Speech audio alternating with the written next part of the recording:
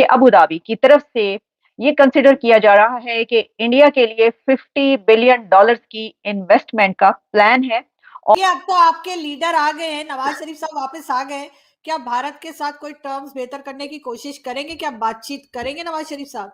India के ताल्लुकात हैं गल्फ के साथ, उसमें इसका क्या एंगल है, और इसी के साथ पाकिस्तान के लिए ये खबर कितनी अहम है, क्योंकि खबर ये हमें बताती है कि आप अपने ताल्लुकात को, अपने रिलेशंस को कैसे अच्छा बना सकते हैं। पता है पाकिस्तान में मर्द, मुसलमान मर्द औरत को ऊंचा नहीं सुनना पसंद करते हैं, पर भारत में तो औरत ही ज्यादा बोलती है।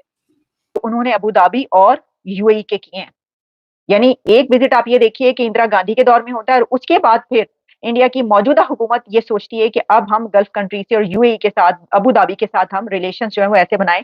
और नमस्कार दोस्तों, एक बहुत ही ज़्यादा बड़ी खबर आ रही है कि यूएई भारत में $15 बिलियन इन्वेस्ट करने वाला है, जिसमें बहुत सारे प्रोजेक्ट पर काम शुरू होने वाला है। मतलब ये खबर भारत के लिए बहुत ही ज़्यादा बड़ी है। और ये जो पाकिस्तान के लोग हैं लोन के लिए फिरते हैं और बहुत ही ज़्यादा मुश्किलों के बाद उनको लोन मिलता है। आप देखें जो पाकिस्तान के लोग हैं उन्होंने क्या बोला इस पर कि अबू धाबी की तरफ से ये कंसिडर किया जा रहा है कि इंडिया के लिए $50 बिलियन की इन्वेस्टमेंट का प्लान है, और ये अगले कुछ महीनों में इसकी अनाउंसमेंट हो जाएगी। इसकी जो डिटेल्स हमारे सामने आ रही हैं, उससे हमें ये पता चलता है कि जो अबू धाबी है वो सेकंड लार्जेस्ट ट्रेड पार्टनर है इंडिया का। और ऑलरेडी इंडिया और अबू धाबी के बीच, इंडिया और यूएई के बीच बहुत से बड़े एग्रीमेंट्स हैं। जैसा कि मैंने आपको बताया कि अगर सेकंड लार्जेस्ट ट्रेड पार्टनर है, तो बिलियंस ऑफ डॉलर्स की ट्रेड होती है, इन्वेस्टमेंट जो है दोनों तरफ के एग्रीमेंट्स होते हैं। और इससे पहले कई ये खबरें ऐसी आ चुकी हैं कि जब जब जो दोनों कंट्रीज के बीच हुआ वो हमने आप तक पहुंचाया। अच्छा, इंडिया की तरफ से यूएई के लिए बहुत सी ऐसी कामों में छूट दी गई, और उनको जो ट्रेड है उसके लिए टैक्स की छूट दी गई। जो भी इसमें खबरें आई हमने आप तक पहुंचाई कि कैसे जब वहां पर इन्वेस्टमेंट की बात की जाती है तो दूसरी तरफ से भी उनके लिए सहूलियात, फैसिलिटीज प्रोवाइड की जाती हैं। लेकिन अब ये खबर अपनी जगह पर कितनी अहम है।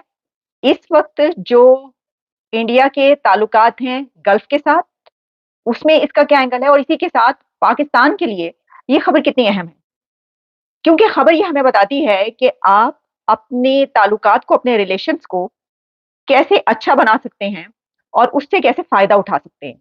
क्योंकि पाकिस्तान और यूएई के जो ताल्लुकात हैं वो भी कुछ कम पुराने नहीं। लेकिन जब हम इस खबर पर नजर डालते हैं तो इसमें थोड़ी सी अगर हम हिस्ट्री देखें, तो इंडिया के रिलेशंस, पाकिस्तान के जैसे यूएई के साथ रिलेशंस है ना, इंडिया के रिलेशंस पहले ऐसे नहीं हुआ करते थे। 1980s में इंदिरा गांधी ने विजिट किया था। उनके उस वक्त जो ताल्लुकात थे वो थे, लेकिन डेकेड्स तक इनके कोई रिलेशंस इंडिया और यूएई के ऐसा इतने बेहतर नहीं रहे। लेकिन नरेंद्र मोदी के दौर में जब इंडिया के प्राइम मिनिस्टर नरेंद्र मोदी साहब ने ये सोचा और अपने रिलेशंस जो हैं वो बेहतर बनाने शुरू किए, तो इस दौरान हमने ये देखा कि पिछले एक डेकेड में यूएई और इंडिया के जो रिलेशंस हैं वो बहुत बेहतरीन हो गए। अच्छा, अब इंडिया ने पहले ऐसा जो है वो नहीं सोचा था कि क्या हम जो है वो इन्वेस्टमेंट वहां से आए, बिलियंस ऑफ डॉलर्स की इन्वेस्टमेंट हो और इससे हमें इतना फायदा होगा। लेकिन हमने ये देखा कि जो इंडिया की मौजूदा हुकूमत है उसने ये पॉलिसी अडॉप्ट की।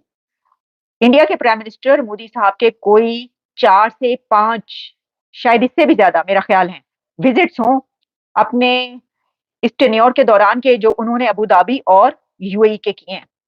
यानी एक विजिट आप ये देखिए कि इंदिरा गांधी के दौर में होता है, और उसके बाद फिर इंडिया की मौजूदा हुकूमत ये सोचती है कि अब हम गल्फ कंट्री से और यूएई के साथ, अबू धाबी के साथ हम रिलेशन जो है वो ऐसे बनाएं, और ट्रेड होनी चाहिए और इन्वेस्टमेंट होनी चाहिए। तो फिर हम ये देखते हैं कि उनके वजीर आजम की तरफ से जो है वो दर्जनों विजिट जो है वहां पर किए जाते हैं कुछ सालों के अंदर। कि अब तो आपके लीडर आ गए हैं, नवाज शरीफ साहब वापस आ गए। क्या भारत के साथ कोई टर्म्स बेहतर करने की कोशिश करेंगे? क्या बातचीत करेंगे नवाज शरीफ साहब?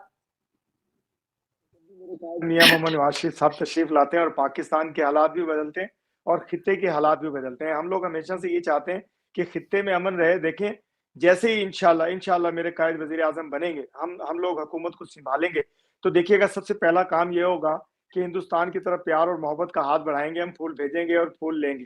ये देखिए, अगर नाजिया के मन में अच्छी अच्छी बातें हों तो नाजिया अगर गुस्से से ना देखें, प्यार से देखें, तो बड़ी अच्छी बातें करने लगा हूं अभी मैं आज कि हिंदुस्तान के साथ हम प्यार का हाथ बढ़ाएंगे।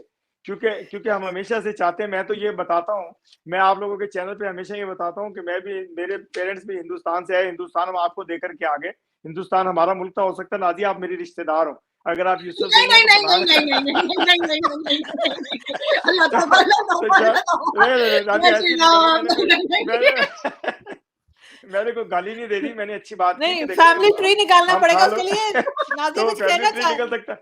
नाज़िया अगर खान लिख रही हैं अपने साथ, तो हो सकता है यूसुफ ज़ई हो, तो मैं यूसुफ ज़ई हूँ, तो शायद हम रिश्तेदार भी हों। नहीं तो ऐसी कोई बात नहीं है। सहारनपुर और दिल्ली से हम लोगों का राब्ता था, तो वहाँ से पेरेंट्स आए, तो हिंदुस्तान आपको वो देकर के वो आए वो और पाकिस्तान को आबाद किया हम लोगों ने। तो ये अच्छी बात होगी कि हम लोग, जब भी हुकूमत हमारी बनने जा रही है, इंशाल्लाह ये फरवरी में इलेक्शन होने जा रहे हैं, तो दुआ कीजिए। और दूसरा, आपकी तरफ भी राहुल गांधी आने वाले हैं, वो मेरे दोस्त हैं। वो तो इंशाल्लाह जब वो ओथ सेरेमनी होगी, तो मैं आपके हिंदुस्तान में मौजूद होऊंगा और मैं इंशाल्लाह बड़ा ये नाज़िया से पूछ लेती हूँ, नाज़िया क्या राहुल गांधी आने वाले हैं? आने और वाला है आपकी अपना, कोई रिश्तेदारी और इस निकल आएगी खूबसूरत वक्त को गपशप एंजॉय से? करेगी पूरी दुनिया।